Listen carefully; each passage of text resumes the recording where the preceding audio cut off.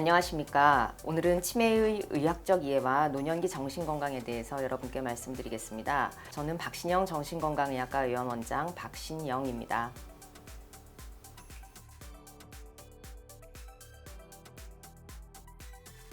이미 우리나라는 2000년도에 고령화 사회에 접어들었죠. 그런데 4년 뒤인 26년도에는 초고령 사회에 접어들게 됩니다. 초고령 사회라는 것은 인구 5명 중에 1명이 노인 인구인 그런 사회를 말하는데요. 이렇게 노인 인구가 많아지다 보니 노인에 대한 생각을 여러 가지로 하게 됩니다.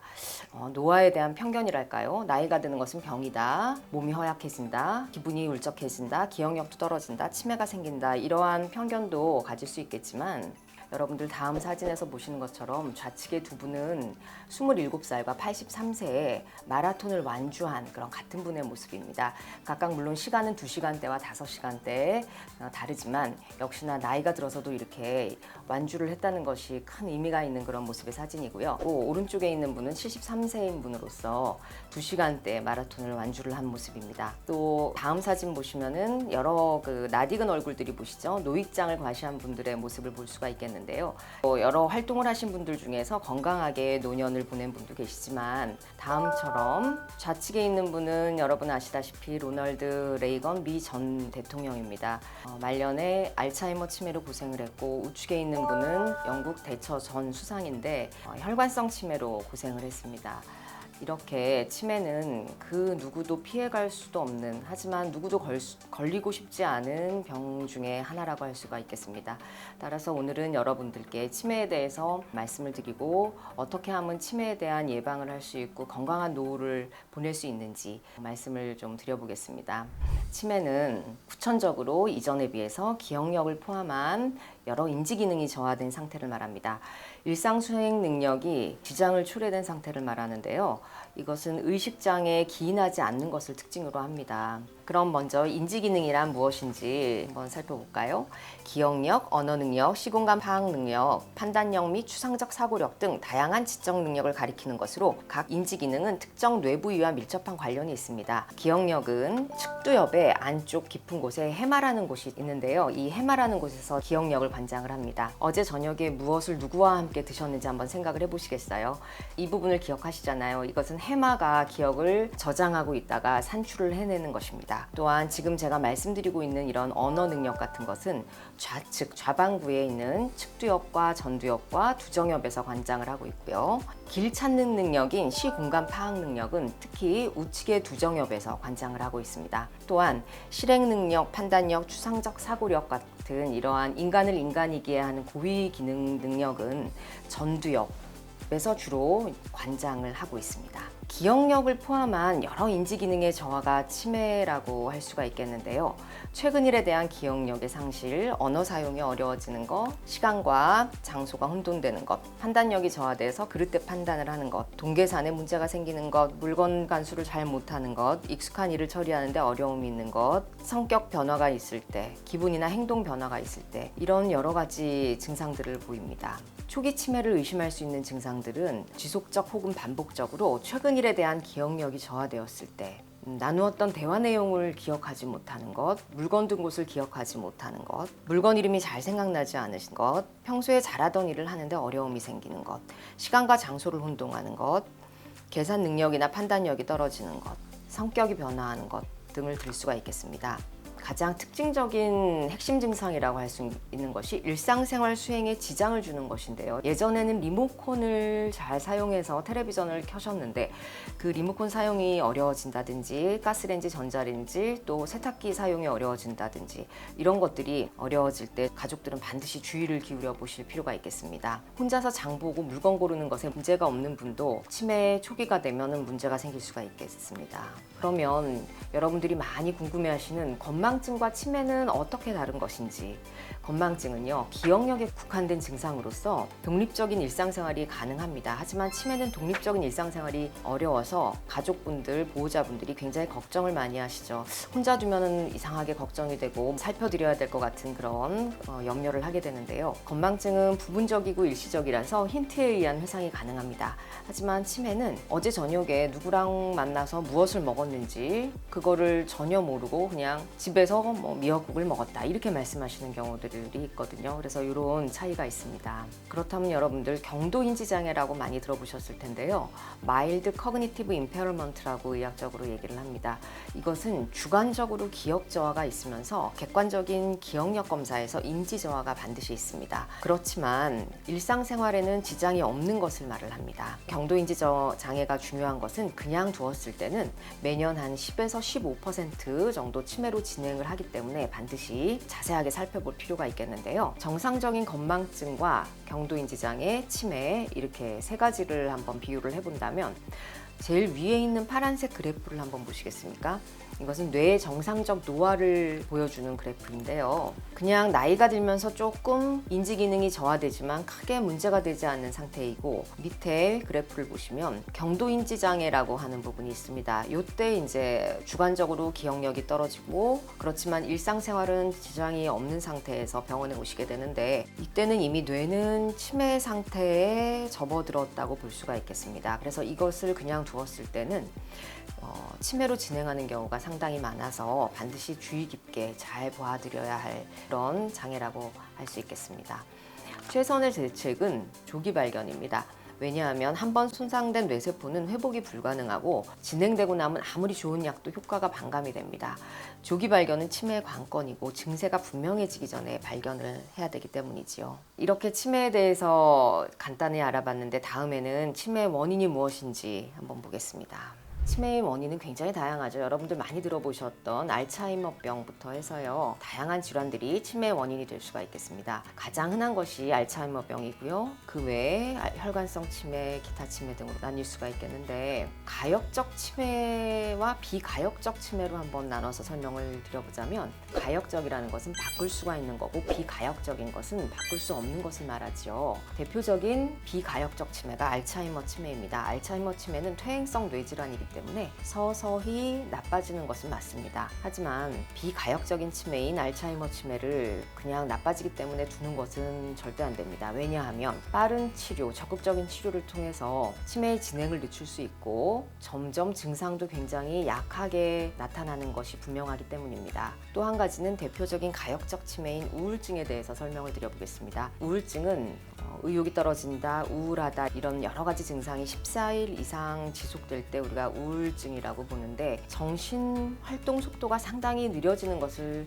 또 하나의 특징으로 할 수가 있습니다. 이랬을 때 기억력도 떨어지고 정신 활동도 느려지는데, 대표적인 가역적 치매인 우울증은 적극적인 우울증 치료를 통해서 드라마틱하게 좋아지는 효과를 볼 수 있습니다. 한 3년 전쯤에 저한테 오셨던 분이신데요. 젊어서 남편을 여의시고 혼자 외아들을 키우셨는데, 한참 7, 8년 전쯤인가 아들이 장가를 가고 나서 혼자 지내시는데 많이 외롭고 이런 것들이 누적이 되고 여러 가지 몸도 아프고 이래서 우울증이 왔었습니다. 그런데 우울증을 그냥 치료하지 않고 두셨다가 한 3년 전쯤부터는 매일매일 하던 밥솥 그 작동을 잊어버리시고 또 현관문 번호를 잊어버리시는 그런 증상이 있어서 모든 가족들이 아들, 며느리, 손자까지 병원에 이렇게 모시고 왔던 경우가 있는데, 검사도 해보니 알츠하이머 치매보다는 가역적인 치매인 우울증에 속하는 경우였습니다. 그래서 적극적인 우울증 치료하고 나서 어마어마하게 좋아진 그런 모습으로 이제는 병원에 다니시지 않는 그런 상태가 되셨는데요. 여러분들이 똑같은 기억력이 떨어졌다고 하더라도 반드시 감별 진단을 통해서 향후 경과가 달라질 수 있기 때문에 적절한 시기에 병원 내원하는 것이 굉장히 중요하다고 할 수가 있겠습니다. 첫 번째 알츠하이머 치매에 대해서 좀 알아볼까요? 치매의 가장 흔한 원인이고요. 서서히 발병하고 점진적인 진행 경과를 보이는 것이 특징입니다. 유병 기간은 개인차가 심해서 한 2년에서부터 20년까지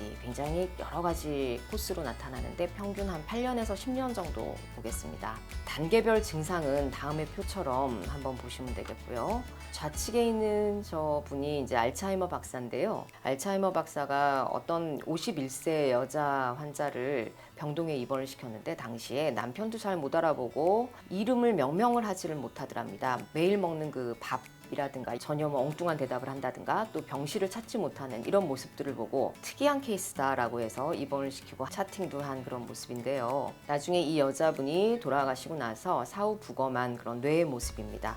저런 검은 실타래 같은 것들이 알츠하이머 박사가 이런 여러 가지 흔적을 남겼었고, 최근에 들어서는 전자현미경에서 알츠하이머 병이 있는 환자분들과 정상적인 뇌세포 사진을 전자현미경으로 찍은 모습인데, 큰 사진을 보시면 신경 섬유 다발 같은 것들이 뇌에 쌓여 있는 모습이고요. 그 밑에 작은 사진은 정상 뉴런들이 보이는 모습입니다. 또 사실 부검을 하거나 어떤 침습적인 그런 검사를 매번 환자분들한테 할 수는 없기 때문에 MRI 검사를 통해서 비침습적으로 병의 정도나 향후 경과가 어떤지를 예측을 할 수 있는데, 좌측 위쪽에 있는 MRI와 오른쪽 밑에 있는 MRI를 보시면 확연한 차이가 있는 것을 볼 수가 있겠습니다. 그 가장 내측에 있는 측두엽이 오른쪽 아래쪽에 있는 사진은 거의 남아있지 않는 모습이고, 까만 공간이 많이 있는 것을 여러분들 보실 수가 있는데요. 이거는 진행이 많이 된 알츠하이머 환자의 사진입니다. 다음은 부검한 상태의 그런 모습인데요. 첫 번째 줄하고 세 번째 줄을 비교했을 때도 마찬가지입니다. 뇌 자체의 사이즈가 많이 적어져 있고 공간이 많이 생긴 것을 볼 수가 있겠죠. 뇌실이 커져 있고요. 두 번째는 혈관성 치매에 대한 설명입니다. 알츠하이머 다음으로 가장 흔한 치매고요. 뇌졸중 환자의 한 3분의 1에서 발생을 합니다. 소혈관 질환이나 다발성 뇌경색에서도 혈관성 치매로 이어질 수가 있습니다. 위에 있는 사진은 뇌경색에 의한 허혈성 뇌질환으로 인한 혈관성 치매의 모습이고요. 밑에 있는 사진은 출혈성 뇌질환에 의한 혈관성 치매의 모습입니다. 이 외에도 언어력 저하, 성격 변화, 판단력 저하를 특징으로 하는 전측두엽 치매가 있을 수 있습니다. 이렇게 전측두엽 치매는 특징적으로 뇌 영상 검사에서 전두엽과 측두엽에 위축이 심한 것을 볼 수가 있겠습니다. 임상적으로는 언어력 저하가 현저하여 명명이 굉장히 떨어지는 것을 알 수가 있겠고, 또한 성격 변화, 굉장히 유순하던 분이 갑자기 화를 많이 낸다든지 아니면 조급해진다든지 충동적으로 변한다든지, 이럴 때는 빠른 시일 내에 병원을 방문하시는 것이 좋겠습니다. 다음은 치매의 진단에 대해서 알아보겠습니다. 취공간 능력을 포함하여 언어력, 판단력, 기억력, 회상 능력, 순발력 등을 테스트를 하고, 임상적으로 환자뿐만 아니라 보호자분들도 다 같이 만나서 그동안의 기억력에 대한 변화라든가 현재 증상에 대한 자세한 것을 문진을 하게 됩니다. 또한 앞서 말씀드린 것과 같이 갑상선 검사 등을 포함해서 각종 혈액 검사와 뇌 영상 검사를 실시하게 됩니다. 이러면 이제 치매에 대한 원인과 또 향후 경과에 대한 것이 어느 정도 방향을 잡게 되면 그 후에 치료에 들어가게 되는데요. 필요하다면 약물 치료, 인지기능 개선제와 기타 정신행동 치료제가 들어가는 경우도 있겠고요. 비약물적인 치료인 인지재활, 회상 이런 것들을 또 병행하는 경우도 있겠습니다. 집에서 여러 가지 인지 자극을 주는 활동을 하는 것이 상당히 도움이 될 수가 있겠습니다. 이제 노년기 두뇌 건강에 대해서 한번 알아볼까요? 노년기 정신 건강은 뇌를 젊게 유지하는 것이 키포인트입니다. 사실 뇌의 노화 위험은 3분의 1은 유전적이고 3분의 2는 생활 습관의 선택에 따라서 달라지는 것인데, 뇌세포나 뇌 기능을 회복시키는 것보다 상실을 막는 것이 더욱더 효과적이라서 예방의 중요성이 아주 크다고 할 수 있겠습니다.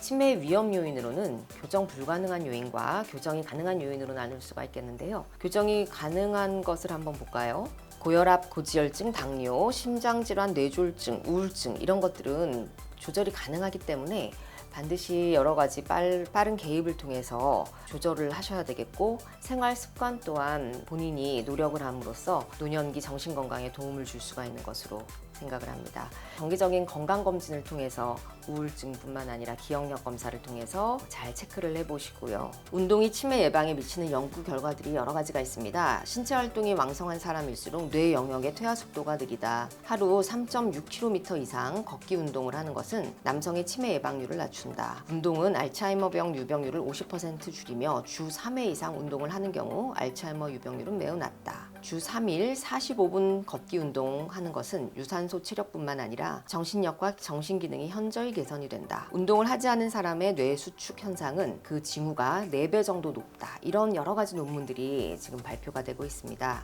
이 외에도 여가 및 사회활동이 굉장히 중요한데요. 친척이나 친구와 이웃과 반드시 교류를 하면서 적극적으로 새로운 무언가를 배우는 것도 굉장히 두뇌 자극에 도움이 됩니다. 인지활동, 인지훈련을 하는 모습인데요. 있는데요. 신문을 매일매일 보시는 것도 굉장히 좋은 것이고요. 좋아하시는 책을 읽는 것, 또 예전에 들었던 노래를 따라하시고 외워보는 것, 이런 것도 치매 예방에 도움이 됩니다. 뇌 보유 및 가소성 강화라는 것으로 결국에는 이어지는 건데요. 뇌 가소성이라는 것은 한번 뇌는 굳어지는 것이 아니라 자꾸 변화를 합니다. 이런 것들을 인지적 자극을 통해서 뇌의 가소성을 강화시키는 훈련을 하는 것이 인지훈련의 핵심이라고 할 수가 있겠습니다. 치매를 예방하려면 독립적으로 일상생활을 유지를 하면서 치매 관련 질환을 예방, 조기, 발견, 치료를 하고요. 마찬가지로 당당하고 적극적으로 옷차림에 신경도 쓰시고 유행도 접하시면서 보청기와 안경을 사용하는 것도 치매 예방에 도움이 됩니다. 또한 약물 남용을 주의를 하셔야 되는데요. 신경안정제나 수면제, 각성제 등은 반드시 의사 처방에 따라서만 사용을 하셔야 되고, 2곳 이상의 병원에서 진료를 받을 경우에는 타 병원에서 사용하는 약의 내용을 다른 병원에 꼭 알려주셔야 합니다. 몸에 좋은 음식이 무엇이냐고 많이들 물어보시는데요. 영양 불량이 되지 않도록 균형 있는 식사를 하시는 것이 첫 번째입니다. 적당한 염분과 수분 섭취를 충분히 하셔야 되고요. 인스턴트 음식, 또 맵고 짠 음식들은 피하시는 게 좋겠습니다. 가장 중요한 스트레스를 피하고 편안한 마음가짐을 갖는 것이 치매 예방의 으뜸입니다. 긍정적으로 편안한 마음을 가지고 즐겁게 생활을 하시고요. 하고 싶은 말씀을 참지 마시고 많은 교류를 하시면서 즐겁게 사시는 것이 노년기 정신건강에 도움이 되겠습니다. 지금까지 치매의 의학적 이해와 노년기 정신건강에 대해서 말씀드린 박신영 정신건강의학과 원장 박신영입니다. 감사합니다.